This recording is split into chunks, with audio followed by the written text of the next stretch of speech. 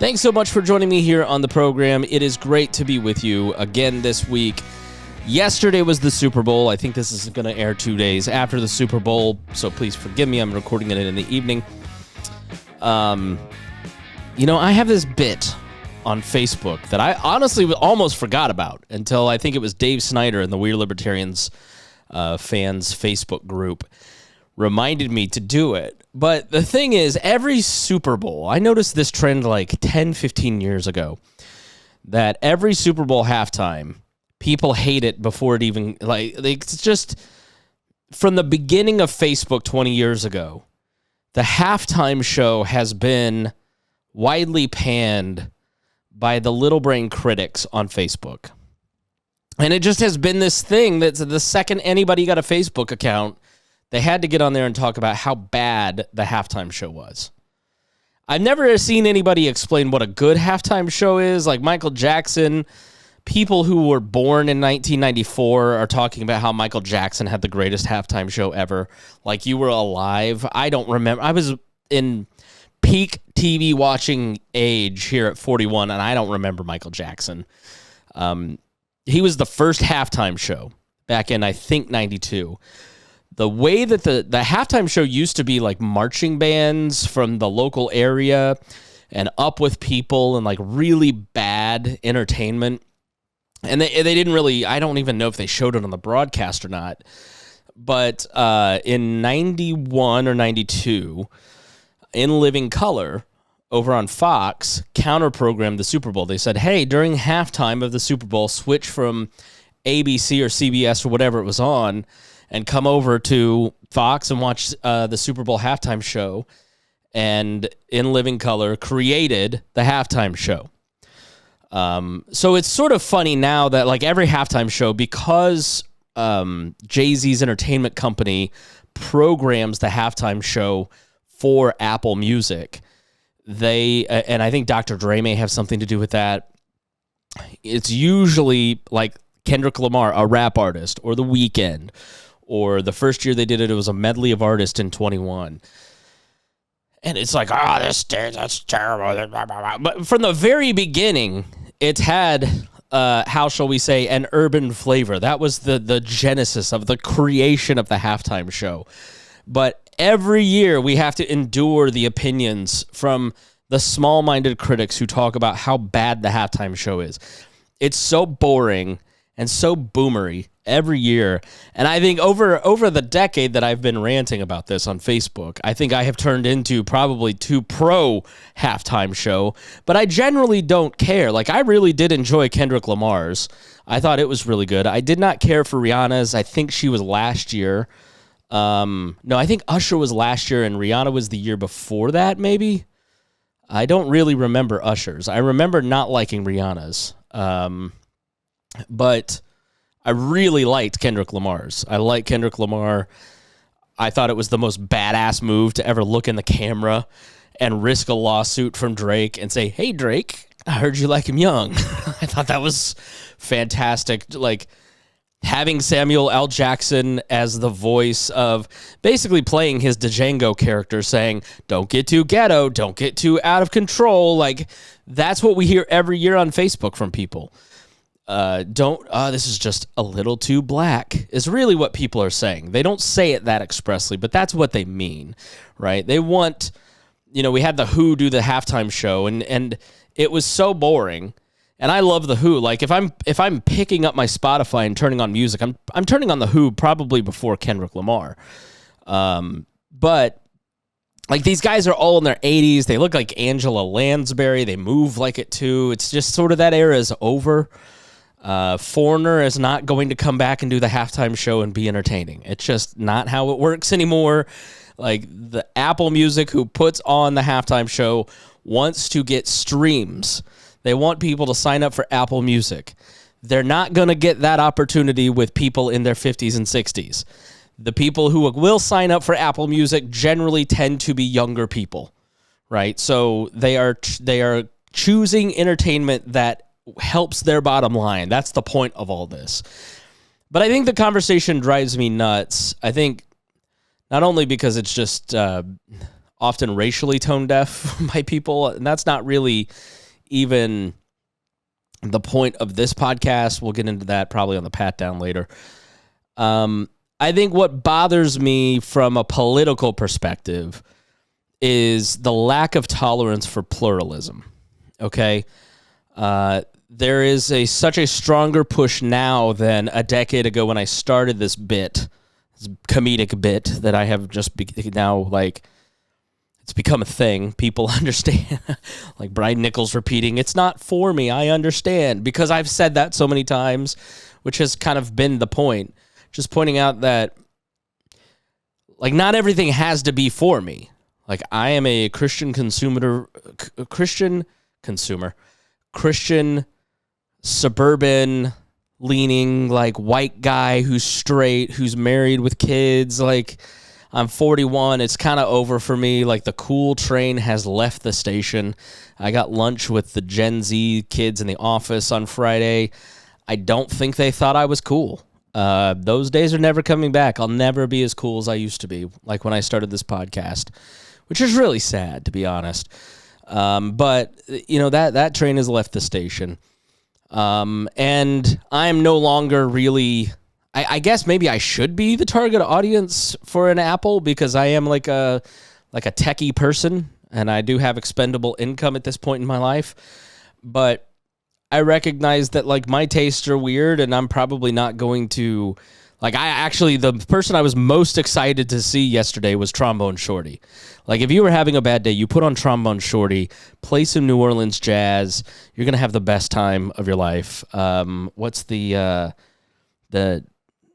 New Orleans Preservation Hall. I think it's Preservation Hall. Like, just the most fun music you will ever have. But I thought it was so cool to have Lauren Daigle, a Christian artist, with Trombone Shorty, who I love. Like, just spectacular. They did a great job, a great rendition. I liked the Star Spangled Banner. I thought it was different and unique.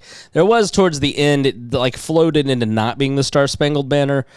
But I'm not a purist on that. I still think Chris What's-His-Face last year, Stapleton, had the best. That I think, other than Whitney Houston, is my favorite national anthem ever. But I thought this was cool. Like, it's contextual, right? They're in New Orleans, and of course, you're going to have some New Orleans flavor to it, and that's fine. It doesn't matter to me. And I think that's the bottom line, is I don't understand why any of this matters so much to people. Like, just watch the Super Bowl, and if it's not for you, I don't care about the Philadelphia Eagles winning. I don't care if the Chiefs win. I don't care if somebody sings the national anthem well or not. I don't care if the halftime show is good. Like, none of it matters to me. And I have never understood why people feel the need for it to matter to them so much. Why so many people feel they need to be catered to. And if they're not catered to, then it's a problem. It's borderline oppressive for some of these people. That's what I don't get. I mean, doing the pat down, I have had such a strong education in, like, understanding, like, the world I grew up in Plainfield. When you grow up in Plainfield, Indiana, where it's 98% white, everybody's Republican, everybody's Christian, like, everybody thinks like you, looks like you. I went back and hosted the Plainfield Hall of Fame award ceremony last weekend. And it was such a reminder of, it was a great place to grow up. It's an awesome town. How lucky I was to grow up in a Mayberry-like setting in so many ways.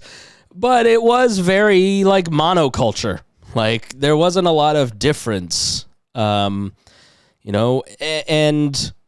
you sort of are given these goggles where you put on the world and your worldview is one way. And society has programmed media in a lot of ways to cater to people like me. And Kendrick Lamar's show was not for me. I liked it. I got the subtext. I don't think I would have felt that way if it hadn't been for the pat down experience that I've had, and the black friends that I have made along the way. But, I have a better appreciation for the subtext of that and the artistry that went into that, and the the subtle messages and the not inside jokes necessarily. I guess inside jokes really, like having Serena Williams there is an inside joke that like I didn't get at first, but now like understand. And Brian Wolgemuth was saying, well, you shouldn't need a study guide for a halftime show. It just should be as broad and as likable by everyone as possible. Okay, that may be a fair point, but I also don't think that really is going to exist moving forward. Like when probably half the people listening to this right now have no idea who MrBeast is. MrBeast is arguably the biggest television personality in the world right now, maybe in the history of TV. Right now, now he is on Prime now with a TV show, but me and my daughter watch MrBeast almost every single night. And we watch it on television. We just watch it through the YouTube app. And these videos have 300 to 500 million views. Like, show me another television show, including the Super Bowl, that has that kind of view count. But he has his own ecosystem that many of you may have never heard of before, right? He has this, he speaks to her generation, like Minecraft and gaming and video games and little weird Japanese cartoons. Like, I don't get half of it. It's not for me. It's just enough for me and enough for her that we can find common ground on it. I think that's why Kendrick Lamar was a bold choice, is he wasn't trying to find common ground with anybody. The point of the halftime show was basically to say, like, black culture is enduring. It has created America, that the flag was made up of black men because the subtle message was America was built on black labor. And you had Samuel L. Jackson reprising his Django role, saying, you need to not be so, you need to appeal to the black, and him saying, it's the right time and the wrong guy. I'm not that guy. So, it was interesting to see something that wasn't trying to be broad at all, even at certain points, specifically programmed to just Drake, right? Like, programmed to one person, as opposed to the broad specter of the culture. And I think I look at that and go, okay, it's not for me. I'm not that target audience. It's provocative, possibly to try to evoke some emotion from your typical, like, average white guy. But I feel like that, to me, the way that I process that is like, oh, this is interesting information to take in, as opposed to this is pissing me off because I don't understand it, so I'm mad at it. Or I understand it and I'm even more mad at it. Which it's always funny to see who comments on my stuff, because like I know who the actual racists are on my comments. It's nobody that you would know or recognize or anything. So don't go like looking, trying and hunting for it. But like, I know good and well why they didn't like that. And it is because of race. And it is because they think of the white culture needing to be protected from black culture. Right. And then there are people who, like, their default setting is white culture and they don't like anything that is black culture. And then there are people who are just indifferent. And then there are people, I don't know. So I'm getting a phone call here. But the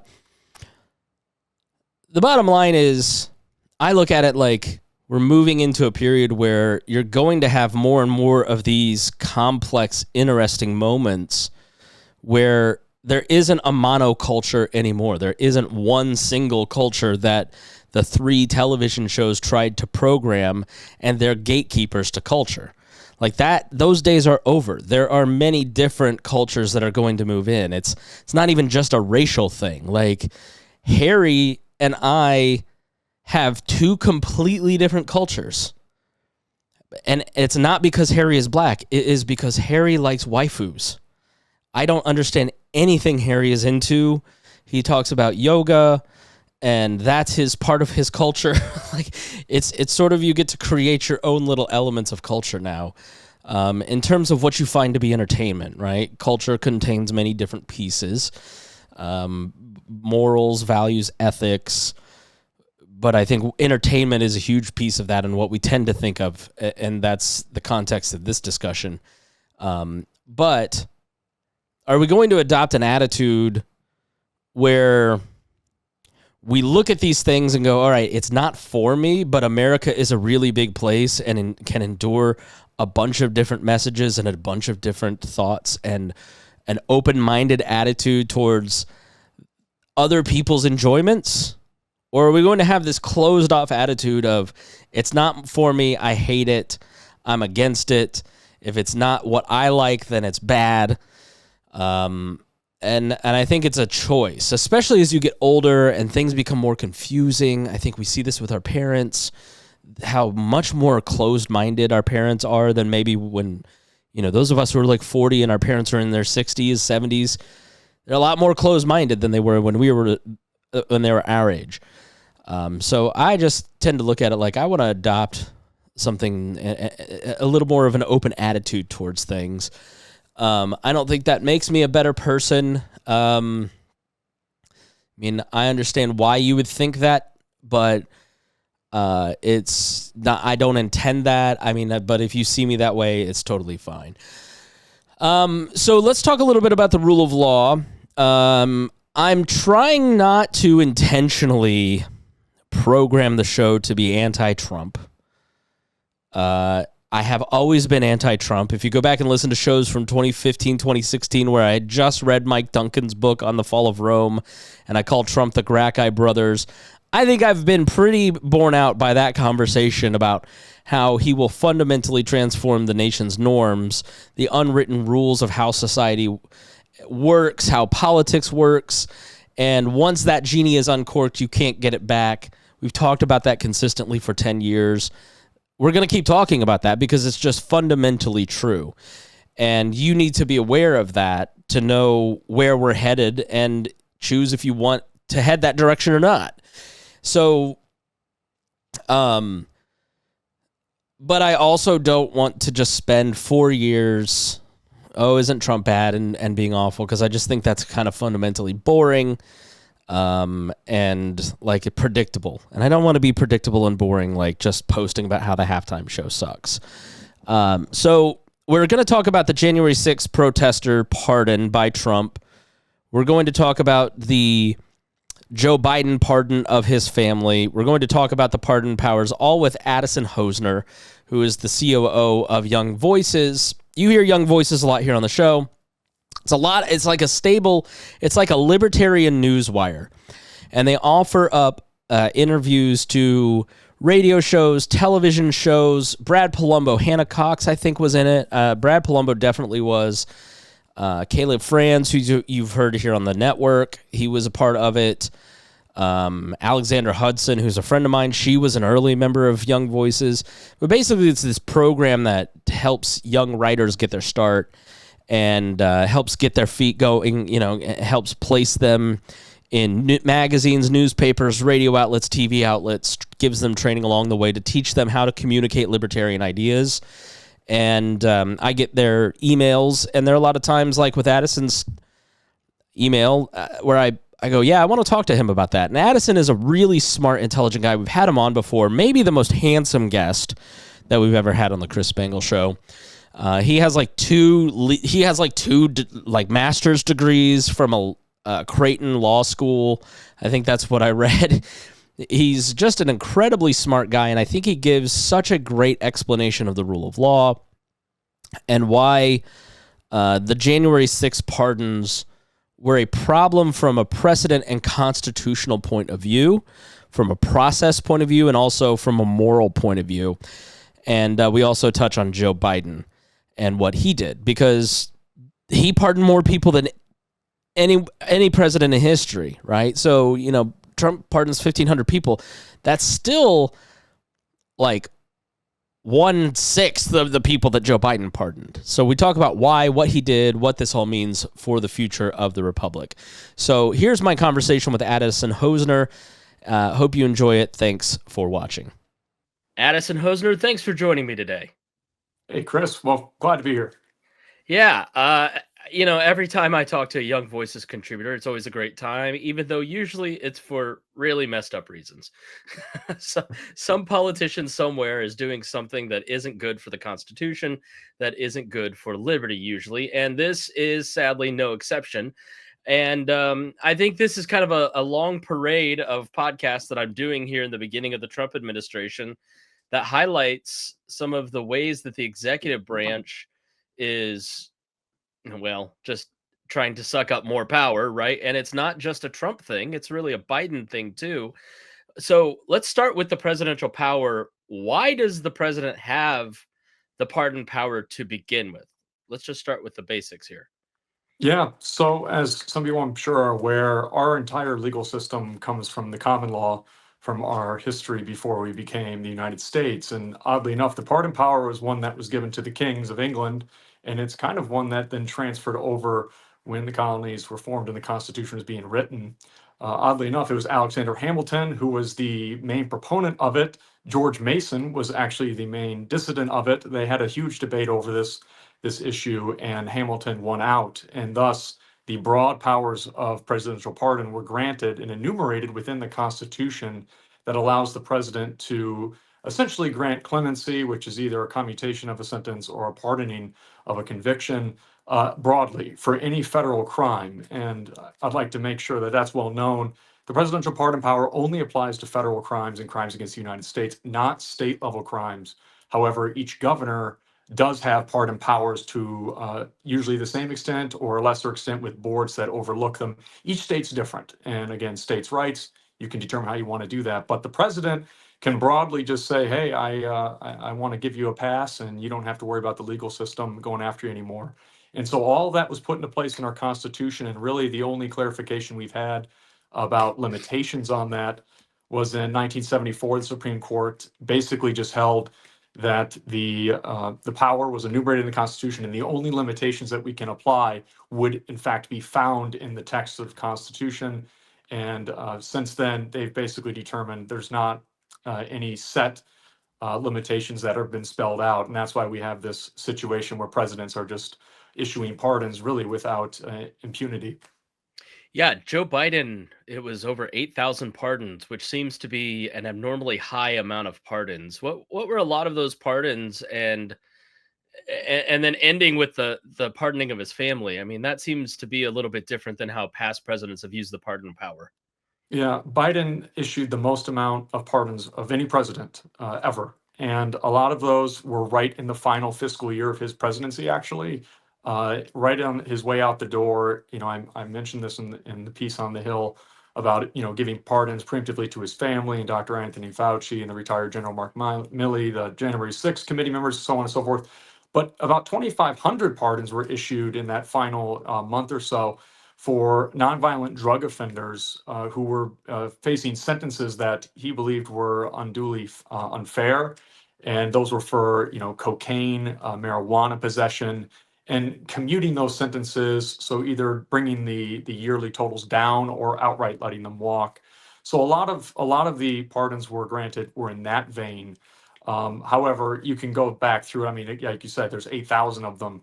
So, I don't want to grossly oversimplify the amounts, but towards the end there, a large swath were drug offenses, nonviolent drug offenses. And, we can take this all the way back. I think Roosevelt, FDR actually was number two when it came to pardons overall. But every president has issued them. It's based upon who they've issued them to and whether or not they've been facing scrutiny for it. One of the protections that Trump's people have for Trump is both sidesism, right? Like, oh well, Joe Biden did this, so why is that a problem when Donald Trump did it? Though, but I think that January 6th pardons kind of exemplify why that gets stretched beyond believable bounds. How different is the sweeping January 6th pardon versus what some of his president predecessors have done? Yeah, I don't think we've ever seen pardons of 1,500 people. Is around a little more than that, almost 1,600 total of the January 6th participants who were all pardoned.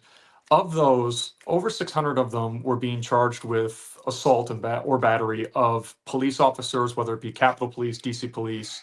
And that's kind of unheard of, to be granting pardons to people who are assaulting officers of the law who are just trying to do their job and uphold them. And one officer, in fact, did die from injuries sustained on January 6th. Only one, but that death is still important when looked in the broad context of the amount of pardons. So I think that's why it raises more eyebrows than most other broad pardonings. You can let, drug offenders walk, and people can reason with the idea that marijuana possession crimes, excuse you, Sorry, am I are, coming through? I didn't mean to. I thought I was muted. yeah, you're fine. When you grant clemency to a marijuana possession, offender, that's not going to be looked at, I think, the same as someone who has committed assault with a deadly weapon towards a police officer. And I think that's the main distinction here. And both sides are worrying from a legal science, from a legal standpoint, is that if there's one thing you're always taught when you're going through law school and as an attorney, is that the laws are in place to keep society in order. As George Costanza once said on, Seinfeld, we live in a society, and that is going to be based upon the deterrent effect of the criminal justice system. So if people get into their heads that, if I just so happen to be on the right side of the aisle or do things in effect that pleases the current president or administration, and I may be granted a pardon, I could see how that could maybe twist some minds to do some things that are less than savory. And on the flip side, I see the Biden pardons, the preemptive pardons of the family members. That's troublesome because now you've set the precedent for any president after you to come in and as they walk out the door to say, hey, my entire friend group, my entire family, everyone's now free and clear of any crimes that they may have committed against the United States. And as Biden did with his son Hunter, named an oddly specific date range of January 1st, 2014 to December 1st, 2024, very specific. So it makes you question, well, what happened during those dates.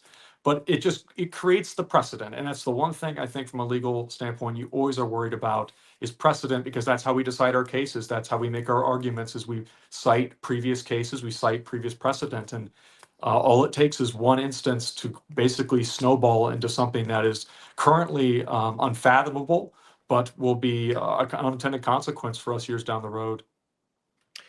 So, do you think that this could lead to further politically motivated violence? I mean, that seems to me to be one message when you have Stuart Rhodes standing behind the president days after he gets pardoned and he is accused of some pretty serious things. Um, what's the potential fallout of that? The hope would be is that this is just a one-off event. Of the 600 people who were charged with the assault of police officers or the battery, 169 of them had already pled guilty. So they openly admitted, yes, I either assaulted a police officer, which assault is the action of uh, giving threat towards somebody, and then battery, of course, is the actual touching, the actual act of hitting someone or attacking them. And weapons were used, deadly weapons were being used.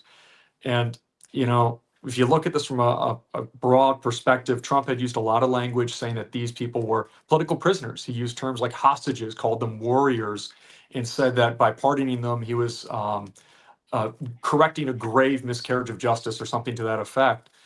And those type of statements are what concerns me the most. Will that embolden members of the Proud Boys or Oath Keepers or what have you that would go out and maybe commit more acts similar to January 6th? I don't want to speculate, nor do I hope that never happens again. But based upon the current posturing by the Trump administration, I wouldn't rule it out. But my hope is that this was simply a tip of the cap to the base. He'd been talking about doing this all through his campaign. Now it's done, and in the past, and as we've both seen, Trump's moving at warp speed with executive orders and other things. So maybe this is just, it was a one-off thing when he comes into the presidency, and now that the slate is clean, he can move on. But it also wouldn't shock me if in the future, something like this, carries out again, and he pardons them on his way out the door. But as all Americans, we should all strive to want people to handle themselves with a certain level of decorum. We should want the criminal justice system to be respected. We should let the Department of Justice and prosecutors do their jobs and not have to worry about them being terminated, for example, like the prosecutors and inspector generals who Trump has now terminated for having worked on these cases. Those type of things are concerning from simply, again, a precedent standpoint and from a legal basis where we really should respect our law and order. I saw a clip yesterday of Ben Shapiro on January 7th, 2021. And I think you'd be really surprised to hear Ben Shapiro say anything close to what he said back then now, because he was comparing it to 9/11. This was just a complete miscarriage of justice, a tragedy, just very over the top language, right? Because we all saw what we saw. And it's interesting 4 or 5 years later how we, a lot of us, have changed our mind about what we saw. I haven't, but what would you say to people who viewed these January 6th protesters? And I want to be clear, like I was in my podcast back then. Like a lot of the people who I think went to these protests, went to the Capitol that day, were like just going for a Tea Party rally. But the guy who showed up with the zip ties had the zip ties for a reason. He didn't get the chance to use them, but if he did, he probably would have. Right. And so I think there's a distinction that needs to be made. And that's what seemed to happen with the Justice Department, where they did their due diligence. But a lot of people feel that they were railroaded. What would you say to people who think of these people as victims of political persecution? Right. For the people who showed up, I'm with you. I mean, my eyes don't lie. I've worked in law before joining Young Voices and working with youth education and development. I was an attorney. I was a trial lawyer, and I sat in court. I did civil law, but I was occasionally in domestic violence court, so I got to watch proceedings before mine. And if there's one thing I wish people would understand is that when cases are being brought and charges are being brought, they're not being brought without some substantiated evidence. And in criminal law, you need mens rea and culpability. So you need to have the intent. There has to be the mental act of committing a crime, and then there's the actual actus rea, the actual production of the crime. And if you watch the footage and you watch what people are doing, they're breaking into the Capitol building, they're smacking at officers, swinging at them. I mean, there was a noose being rolled down the street. I mean, these are, just stop and look at this for a second and think, what if these people were doing this at your local city hall or doing this at your state capitol or protesting? Does that look like a peaceful gathering, a non-threatening environment? And I would agree, a lot of the people who are part of that crowd probably showed up just to, show support for Donald Trump. They might have believed truly that the election was stolen at the time, and I totally am okay with that. It's your right under the Constitution to protest and to gather. But it's when you start taking that actus rea, that next step where you begin to trespass, you begin to break things, you begin to enter, you begin to threaten, that's no longer a peaceful encounter. And whether or not it's a political motivation or political rally or not, you are committing acts that, under the legal definition, is assault. You've committed destruction against government property. These are actual crimes. And so, whether it's tied to some political rally or not, you have still committed the actus rea of the crime. In the mens rea and your intent, like you said, a man shows up with zip ties. Why do you have those? And now you're committing that as well as trespassing. You can begin to put two and two together. So when prosecutors are building cases, they're not going to bring cases if they don't have something to bring. Trust me, our dockets were overloaded all the time. We don't have time to waste. And especially if you're a prosecutor, you're not making enough to care enough to go be above and beyond what the state is going to ask you to investigate. So for anyone who really doubts that any of that was anything more than some political show, that the powers that be are going after them because they were supporting Trump or whatever, I would just wholeheartedly ask you to stop and think, remove the political bias from it, and just look at the situation and think, if this was happening in any other context, would you be okay with that?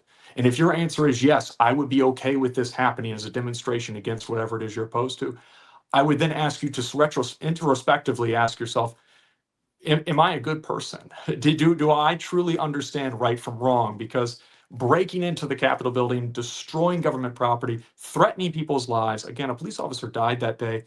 That's not something that you should be very happy about. And again, I'm not one to stoke the flames. As a true libertarian, I really don't have a dog in the fight between the two political parties, but I do have a dog in the fight when it comes to the rule of law and upholding those truths and justices that I hold to be so evident. Yeah, I think it's common to call it all revisionist history, but I really do think that people just change their attitude of whether or not this kind of behavior is okay or not. I think you've kind of nailed it there. Like we've just seen a weakening and an eroding of the rule of law. And my final question to you is, uh, you basically have the role of the DOJ and the FBI undermined.